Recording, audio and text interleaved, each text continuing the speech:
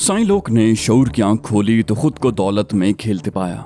उसका बाप बड़ा होशियार आदमी था। शायद उसने वक्त की नजाकत का एहसास कर लिया था और वो हालात के जदीद तकाजों का शऊर भी रखता था। उसे इल्म था कि अब इस मुल्क में डाकुओं की जगह सियासी लीडरों ने हासिल कर ली है और वो अंधेर नगरी चौपट राजा के मिस्ताक अपनी पेशानियों पर MPA, MNA, सेनेटर वगैरह की मोहरें चिपका कर वो सब कुछ कर रहे हैं जिसका तसव्वुर रिवायती डाकुओं ने शायद कभी नहीं किया था। इक्तिदार के रोशन ऐवानों में बैठने वाले इन सियासी बाजीगरों ने अंधेर नगरी मचा रखी थी। वड्डा साईं ने, जिसके आबाओ अजदाद डाकू थे, सूरत हालात की नजाकत को समझा और रोज रोज पुलिस की बकबक झकझक से तंग आने की बजाय अचानक ही अपना रुख बदल लिया। उस इलाके का वडेरा मानिक शाह उस तरह का MNA था जिस तरह का वड्डा साईं डाकू। फर्क सिर्फ ये था कि मानिक शाह के आबाओ अजदाद ने गैर मुल्की हुक्मरानों के दौर ही में उनके ऐवानों तक अपनी रिवायती मक्कारी और हरामकारी के बलबूते पर रसाई हासिल कर ली थी और उनके लिए हर वो काम करते आए थे जो मौजूदा दौर के सियासी दल्लाल अपने आकाओं के लिए भी न कर सकें। मानिक शाह के बड़े बूढ़े भी कई सालों से वड्डा साईं के बड़े बूढ़ों का ताउन हासिल करते आए थे और मानिक शाह ने भी इसी रिवायत को निभाया था। अपने सियासी हरीफों के गोठ पर हमला करवाना, इगवा, कत्ल, डकैती, आबरू रेजी जैसे तमाम नाजायज काम वो वड्डा साईं से ही करवाया करता था। उस रोज जब वड्डा साईं ने अचानक ही उससे ये कहा कि वो अपने असर रसूख से उसका नाम सरकारी फाइलों से निकलवाए, तो एक लम्हे के लिए चौंक कर मानिक शाह ने उसकी तरफ देखा। उसने हैरानी से दरियाफ्त किया, लेकिन क्यों बाबा? वड्डा साईं ने लापरवाही से जवाब दिया, बस यूं ही। मानिक शाह ने कहा, बाबा तुम्हें इससे क्या लेना देना? पुलिस की क्या मजाल है जो तुम्हारे गोठ के नजदीक भी फटके? तुम्हारा नाम पुलिस की फाइलों में रहे या न रहे, इससे क्या फर्क पड़ेगा? साईं वड्डा, जब तक हम जिंदा हैं किसी की मजाल है जो तुम्हारी तरफ आंख उठा कर देखे। वड्डा साईं ने अपनी दानिस्त में बड़ी मुदल्लल बात करते हुए कहा, वडेरा, बात यह है कि अब मैं कोई और चोला पहनकर तुम्हारी सेवा करना चाहता हूँ। साईं लोग अब शहर के कॉलेज में पढ़ रहा है। मैं नहीं चाहता कि सारी जिंदगी पुलिस और उसके दरमियान भी आंख मचोली होती रहे। वड्डा साईं ने अपनी दानिस्त में दलील दी, लेकिन मानिक शाह ने यही समझा कि अब वड्डा साईं उसके बराबर बैठकर उससे बात करना चाहता है। सारी जिंदगी तो उसके बुजुर्ग मानिक शाह के बुजुर्गों के सामने कमियों किसी जिंदगी गुजारते रहे और अब वो उसकी बराबरी करेगा। एक लम्हे के लिए तो उसका खून ही खौल उठा, लेकिन दूसरे ही लम्हे उसने कमाल जब्त का मुजाहिरा करते हुए शायद जिंदगी में पहली मर्तबा अपनी जबान दांतों तले ही दबा ली। वो अचानक भड़क कर या एक लम्हे के लिए भी अपनी जबान से कोई गलत बात निकाल कर सारी जिंदगी के लिए वड्डा साईं का अजाब नहीं पाल सकता था। सियासत, हरामकारी के साथ साथ मक्कारी भी उसे नस्ल दर नस्ल मुंतकिल होती आई थी। उसने चंद लम्हात में ही फैसला कर लिया था कि फिल वक्त वड्डा साईं की बात मानकर आइंदा मौका मिलने पर उसका पत्ता उसके किसी दुश्मन के हाथों साफ करवा देगा। मानिक शाह ने कहा, ठीक है बाबा, जैसी तुम्हारी मर्जी, तुम भी सियासत का मजा ले लो। बज़ाहिर मानिक शाह ने बड़ी मक्कारी से अपने दांतों की नुमाइश की थी, लेकिन वो अंदाजा न कर सका कि जो बात उसके दिलो दिमाग में कहीं बहुत दूर दफन है वो वड्डा साईं के जहन में नक्श हो चुकी है। वड्डा साईं का इस खानदान से कोई चंद माहो साल का ताल्लुक नहीं था।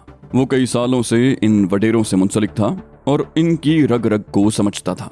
उसने जान लिया था कि मानिक शाह ठंडे पेटों उसकी बात हजम नहीं कर पाएगा और मौका मिलते ही अपने रास्ते का कांटा निकाल बाहर करेगा। इस इम्कान को जहन में रखते हुए वड्डा साईं ने कमाल होशियारी से अपना होमवर्क मुकम्मल करने के बाद ही मानिक शाह के सर पर यह टाइम बम चलाया था। उसने 2-3 रोज पहले ही लिसानी पार्टी के सरबराह और मकामी वडेरे सोलंगी से खुफिया मुलाकात करके उस पर अपना इंदिया जाहिर किया और उसे अपनी मुकम्मल वफादारी का यकीन दिलाया था। ये मुलाकात भी वड्डा साईं ने यूं ही नहीं कर ली थी। उसे इल्म था कि लिसानी पार्टी के लिए सरहद पार से आने वाली इमदादी रकम के सिलसिले में वडेरा सोलंगी और वडेरा मानिक शाह में चल रही चपकलिश ने दोनों को दौरान खाना एक दूसरे के खून का प्यासा बना रखा है और बज़ाहिर वो एक ही पार्टी में रहते और एक दूसरे का दोस्त होते हुए भी एक दूसरे की जान के दरपे हो रहे थे। यही बेहतरीन वक्त था जिससे वड्डा साईं ने फायदा उठाया।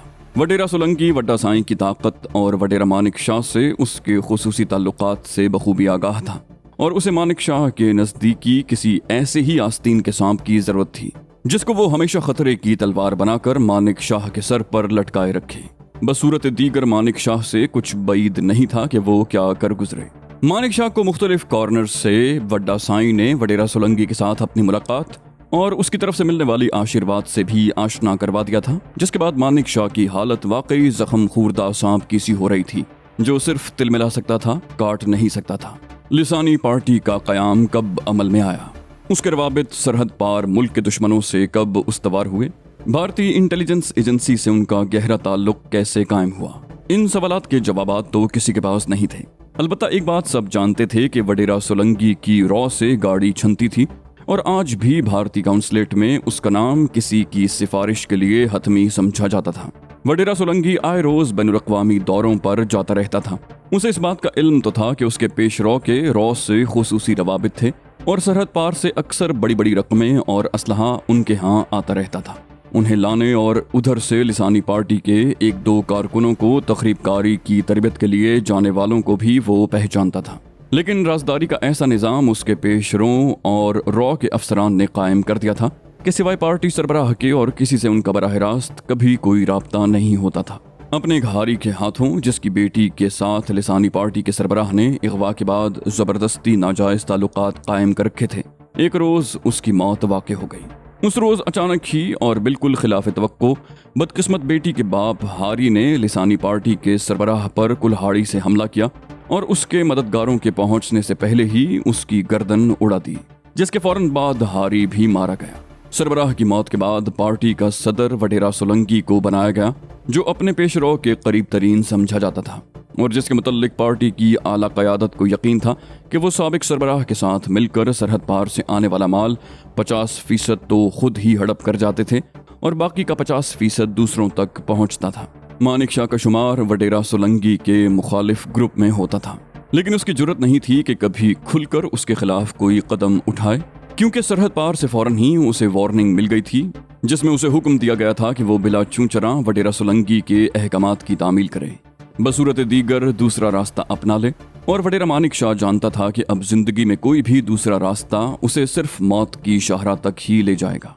अगर उसका कुछ भरम और रोबदाब बाकी था तो इसी पार्टी के दम कदम से था, जिसके टिकट पर वो असेंबली का रुकन भी मुंतखब हो चुका था।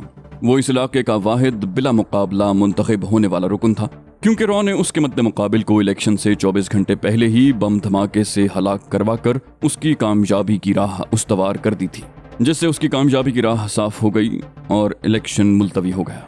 लेकिन जब इलेक्शन का ऐलान हुआ तो आखिरी लम्हात तक किसी को उसके खिलाफ कागजात नामजदगी दाखिल करवाने की हिम्मत न हुई, जिसकी वजह वड्डा साईं की तरफ से मुतवक्के मुखालिफ उम्मीदवारों को जारी होने वाली वार्निंग थी। वडेरा सोलंकी को पार्टी सरबराह मुंतखब होने के चंद रोज बाद ही सरहद पार से सिग्नल मौसूल हो गया कि एक यूरोपीय मुल्क में होने वाली कॉन्फ्रेंस में उसकी शिरकत का बंदोबस्त हो गया है और वो तैयार रहे। यूरोपीय मुल्क में रीजनल जबानों पर होने वाली इस कॉन्फ्रेंस में उसे बतौर मेहमान खुसूसी बुलाया गया था, लेकिन ये सब तो आई वॉश था। इसके पीछे बाकायदा एक प्लानिंग थी। रॉ की आला क़यादत ने अब हमसाया ममालिक में अपने एजेंटों से राब्ते का ये महफूज और फूल प्रूफ तरीका अपनाया था, जिसके जरिए वो किसी भी यूरोपीय मुल्क में कोई कॉन्फ्रेंस मुनक्किद करवाने और वहां अपने इन एजेंटों को बुलाकर उनसे मज़ाकरात करते थे। तीसरा मुल्क होने की वजह से उमूमन इस तरह ये गद्दार अपने मुल्क की एजेंसियों की नज़रों में नहीं आते थे।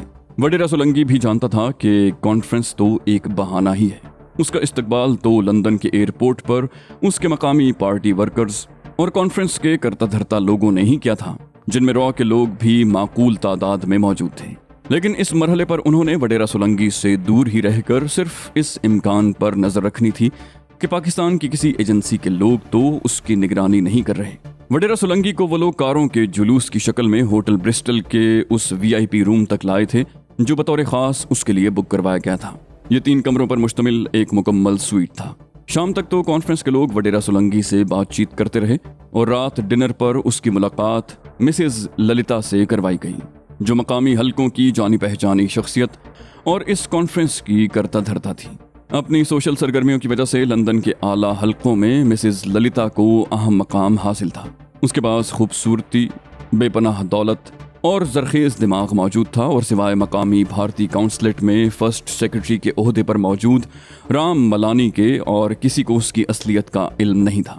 राम मलानी रॉ का आला ओहदेदार और बरतानिया में उसके डेस्क का इंचार्ज था और मिसेज ललिता उस मुल्क में रॉ की सबसे बड़ी एजेंट थी। रॉ की आला क़यादत में उसके असर व रसूख का ये आलम था कि राम मलानी जो डायरेक्टर के ओहदे पर फाइज था उसके सामने दब कर बात करता था। उसे इल्म था कि रॉ के आला हल्कों से मैडम ललिता के सोशल ही नहीं जिस्मानी ताल्लुकात भी बड़े मजबूत थे। वो उतनी ही खूबसूरत और जिनसी कशिश की हामिल औरत थी जिसकी महज एक रात की सोहबत के लिए उसके मुल्क की अहम शख्सियात कुछ भी कुर्बान करने को तैयार रहती। मकामी काउंसलेट की तो वो बेताज मलिका थी। उसकी बेजा और रोज रोज की मुदाखलत और कई मामलात में टांग अड़ाने का भारतीय वजारत खारजा ने सख्त नोटिस लिया था। मकामी काउंसलेट ने इस मदाखलत बेजा पर ज़बरदस्त एहतजाज रिकॉर्ड करवाया था, लेकिन जब भी आला सतह पर उसके खिलाफ कोई समरी तैयार होती पुरस्कार हाथ उसे वहीं रोक देते। अब तो हालत ये हो गई थी कि भारतीय वजारत खारजा के अफसरान ने उसके खिलाफ शिकायत का तुमार बांधने की बजाय उससे खुशगवार ताल्लुकात में ही आफियत तलाश कर ली थी। वडेरा सोलंकी ने सारी जिंदगी हरामकारी में बसर की थी। उसने दुनिया भर की औरतों को सिर्फ एक ही नजर से देखा था, तमाशबीन की नजर से। उसकी जिंदगी में सैकड़ों औरतें आईं और गई थीं, लेकिन ऐसी भरपूर औरत उसने शायद पहली मर्तबा देखी थी। मिसेज ललिता के साथ चंद मिनट की मुलाकात ही ने वडेरा सोलंकी के आसाब पर उसको सवार कर दिया। वो सोलंकी को छोड़ने के लिए उसके कमरे तक आई और दोनों का सही तारुफ यही हुआ। अगर वडेरा सोलंकी ने जिंदगी में कभी रॉ से अलहदगी इख्तियार करने के लिए सोचा भी होता तो वो ललिता के साथ अपनी मुलाकात के बाद अपना इरादा तब्दील कर देता। वो ऐसी ही औरत थी जो किसी भी सूफी का ईमान खराब करने की अहलियत रखती थी। सोलंकी के इसरार पर उसने रात का खासा हिस्सा उसके साथ गुजारा। इस दरमियान वो सोलंकी के आसाब पर मुस्तकिल सवार रही और वो नदीदे बच्चों की तरह उसके खद्दो खाल में खोया रहा। रात एक पहर बीत चली थी जब मैडम ललिता के दस्ती फोन की घंटी बजी। दूसरी तरफ किसी ने उससे बात की और उसने ओके कहकर फोन बंद कर दिया। फिर उसने वडेरा सोलंकी की तरफ जिगरपाश नजरों से देखते हुए कहा, आइए आपकी मुलाकात गुप्ता जी से करवा दें। वो तो भारत से बतौर खास आपसे मिलने यहाँ आए हैं। वडेरा सोलंकी के लिए ये बिल्कुल अचानक हुक्म था, लेकिन क्या मजाल जो उसने जरा सी भी सरताबी की हो। उसने बड़ी खुशदिली का मुजाहरा करते हुए कहा, ऑल राइट, जैसा आपका हुक्म मैडम। वो बोली, ओहो, मुझे मैडम क्यों कहते हैं आप? ललिता काफी नहीं है क्या? मैडम ललिता ने बेतकल्लुफी से वडेरा सोलंकी का हाथ अपने दोनों हाथों में पकड़ कर दबाया तो वडेरा सोलंकी के बदन में बर्क सरायत कर गई। उसे अपनी रगों में खून की बजाय सनसनाहट दौड़ने का एहसास हुआ। दिल की धड़कन सांसों की तरह बेकाबू हो गई। शायद वो कोई और कदम भी उठाता, लेकिन इससे पहले ही मैडम ललिता ने उसका हाथ छोड़कर अपनी घड़ी पर नजर जमाई और उसे वक्त गुजरने का एहसास दिलाना चाहा। थोड़ी देर के बाद ही वो होटल की लिफ्ट की बजाय सीढ़ियों से नीचे उतर रहे थे। ये महफूज तरीका भी मैडम ललिता ही ने इख्तियार किया था। शायद उसने होटल से बाहर पार्किंग तक जाने का चोर रास्ता पहले ही से तलाश किया हुआ था। वडेरा सोलंकी ने अपने ओवरकोट के कॉलर खड़े किए हुए थे और बतौर खास माहौल पर नजर रखी थी। अभी तक उसे कोई मुतजस्सिस चेहरा दिखाई नहीं दिया था। दोनों पार्किंग तक आए जहां एक मर्सिडीज गाड़ी उनकी पहले से मुंतजिर थी। मैडम ललिता को देखते ही मुअद्दब शोफर ने दरवाजा खोला और दोनों पिछली सीटों में धंस गए। गाड़ी अपनी अगली मंजिल की तरफ चल दी। इस सफर का इख्तिताम करीबन 1.5 घंटे के बाद लंदन के एक मज़ाफ़ाती इलाके के शानदार बंगले के सामने हुआ। ये लंदन का महंगा तरीन इलाका था जहां आम आदमी भटकने का तसव्वुर भी नहीं कर सकता था। वडेरा सोलंकी की तो यही ख्वाहिश थी कि ये सफर कभी खत्म ही ना हो, क्योंकि मैडम ललिता उसके इतना करीब बैठी थी कि सोलंकी को उसकी कुर्बत अपने रुएं रुएं में उतरती महसूस हो रही थी। तमाम रास्ते जहां मैडम ललिता उसकी हवस को बातों के जरिए मजीद भड़काती आई थी, वहीं उसने कमाल होशियारी से सोलंकी के लिसानी पार्टी की पॉलिसियों से मुतल्लिक ख्यालात का भी बखूबी अंदाजा लगा लिया था। वो इस नतीजे पर पहुंची थी कि सोलंकी और उस जैसे दूसरे गद्दारों की जिंदगी का सिर्फ एक ही मकसद था, और ये हिर्सो हवस के पुजारी अपनी डिमांड पूरी होने पर किसी के लिए कुछ भी करने को तैयार रहते थे।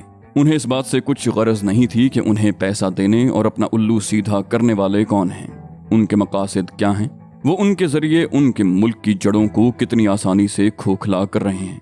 उन्हें सिर्फ अपनी नाजायज ख्वाहिशात की तस्कीन से मतलब था और वो उसके लिए कुछ भी करने को तैयार थे। किसी को रॉ के हुक्म पर कत्ल कर देना, कहीं बम नस्ब कर देना, अपने परवरदा मफरूर मुजरिमों से रॉ के डिमांड करदा किसी भी मकाम, मौके या शख्सियत पर गोलियों की बारिश करवा देना, चलती रेलगाड़ियों पर रॉकेट लॉन्चर फायर करवाना, इगवा बराए तावान, तोड़ फोड़, तखरीबकारी, मजहबी और लिसानी मुनाफरत फैलाना, ये सब कुछ वो क्यों कर रहे थे? इसके पस पर्दा उनके अपने क्या अज़ाइम थे? ऐसे सवालात न कभी उनके जहन में पैदा हुए, न ही उन्होंने कभी उनके जवाब तलाश करने की कोशिश की। उनके ज़मीर तो कभी के मर चुके थे और अब उनके जिंदा होने के चांसेस भी न होने के बराबर रह गए थे। रॉ ने अपने हिर्स व हवस के हथियारों के जरिए उनके दिलो दिमाग इस तरह अपने शिकंजे में जकड़ लिए थे कि अब वो अपनी मर्जी से कुछ सोचने के काबिल रह ही नहीं गए थे। रॉ के लिए सोलंकी जैसे गधे भगवान की खुसूसी कृपा थे। उन्हें नजरियाती कारकुन नहीं चाहिए था। नजरियाती लोग तो पहले ही से गुमराह हो चुके थे। वो तो रॉ की मर्जी और मंशा पर उसके इशारे के बगैर ही अमल पैरा थे।